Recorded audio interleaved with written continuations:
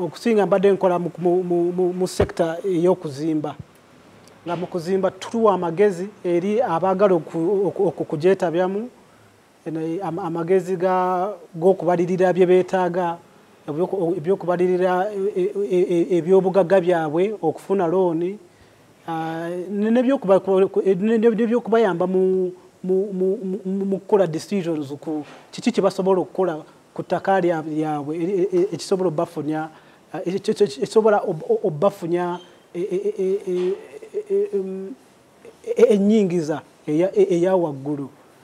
Tukikoledde ebbanga lya myaka 15 emyaka 10 oba 12 egiyise tugeze mu sekita y'okuzimba nga construction company naye nga ffe okusinga ku lwa scale nga tuli mu sekita eya maintenance kati oba oliawo amazzi tegatambula bulungi mu kizimbe oba oyagala kukola ka extension akatonotono oba oyagala kudaabiriza kukyusa langi oba kukola partition ebintu ng'ebyo tukikoledde ebitongole bya gavumenti ne corporate companies oba oliawo n'abantu obuntu abalina projects ezaabwe. Ng'oyongeddeko tubadde tukoze nnyo n'abantu betuyita abakozi abakozesa emikono gyabwe kati oba oliawo kati ng'omuzimbi oli asiiga langi oli awelding ebyuma oba oli makanika w'emmotoka oba makanika wa generator oba wa solar sector ng'eyo egyo gyesobola okuyita sector y'aba artisan. Simanyi mu Luganda tunafunya erinnya eribasaanidde naye nga enkola yaffe ebadde nnyo mu kuyamba bakasitoma okubawa recommendation ennungi eri ba artisan abalungi. Obuzibu bwabwe si bw'amaanyi nnyo naye ekisinga okubatawanya biri bintu nga bisatu. Kimu, butamanya. Waliwo opportunities nnyingi ze bandifunyeemu naye lwa butamanya tebasoma mawulire tebagoberera nkola ya gavumenti banoonya mmere ya leero buli kaseera tebeetabya mu trainings embeera bwetyo ebaleka mu butamanya kyekyo ekizibu ekisooka. Ekizibu ekyokubiri kiri nti abangi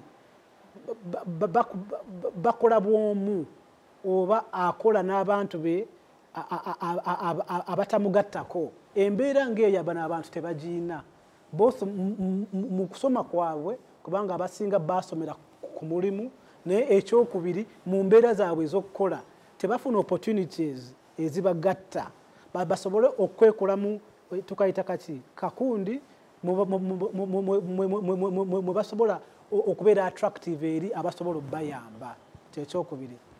Ekyokusatu kikiri nti kikiri unfortunate naye akatale ka construction okusinga newankubadde bano abantu bakulu nnyo mu kudeliveringa construction at the end of the day kyeyagala kubanga bwe mba nina ennyumba saagala ombuulire nti bisenge biri bimeka matafali gali ameka mba njagala ompe ebisumuluzo nyigire ennyumba yange nga enkuba tenkuba sikyo kyemba njagala ultimately naye ani aba akikoze engineer asupervising nze architect akoze drawing oba design banka empadde ssente naye ani azimbye ettafali limu ne cement ne plaster ne pipe n'amasanyalaze ne conduiting naki tulyoke tugende ku mabaati ani aba abikoze bantu ba bulijjo naye lwakaba nti buli omu akola akantu katono talabika ate bajja nga bafuluma